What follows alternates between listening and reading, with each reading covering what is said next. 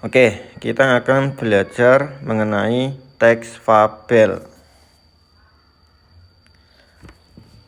Apa itu dongeng?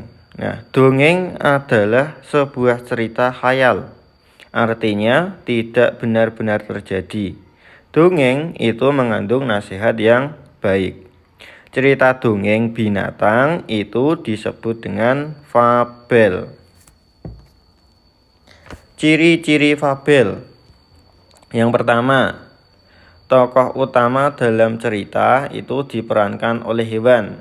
Bisa kelinci, bisa ayam, bisa itik, ataupun harimau. Nah, yang kedua, hewan dalam cerita itu memiliki sifat ataupun perilaku seperti manusia. Jadi hewan-hewan tersebut dalam cerita itu bisa berbicara, bisa bertani, kemudian bisa mengadakan pesta, bisa berpikir. Nah, itu berperilaku selayaknya manusia seperti itu. Kemudian yang ketiga yaitu mengandung pesan moral yang baik yang ditujukan bagi pembaca.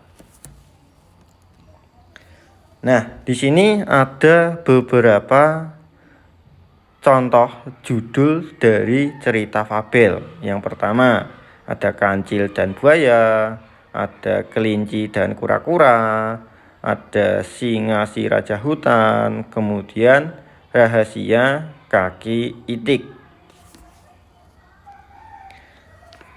Nah, kalau yang ini ada contoh cerita fabel dengan judul kelinci dan kura-kura. Kelinci meremehkan kura-kura yang berjalan lambat.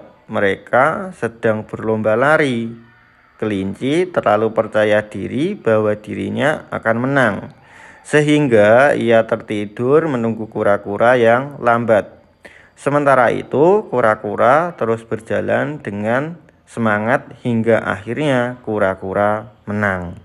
Nah, ini adalah contoh cerita fabel di mana yang menjadi tokohnya adalah kelinci dan kura-kura. Kelinci dan kura-kura ini digambarkan seperti manusia, gitu. Dia dapat mengadakan lomba lari seperti itu. Nah, pesan moral dari cerita tersebut apa? Yaitu janganlah kita meremehkan orang lain karena keuletan bisa mengalahkan kecerdasan. Nah, di sini tadi kelinci itu meremehkan kura-kura gara-gara dia jalannya lambat. Nah, sehingga saat lomba lari dia itu menunggu kura-kura dan akhirnya dia tertidur. Nah, di sisi lain itu si kura-kura itu bisa menang karena apa? Karena terus berjalan dengan semangat. Nah, seperti itu.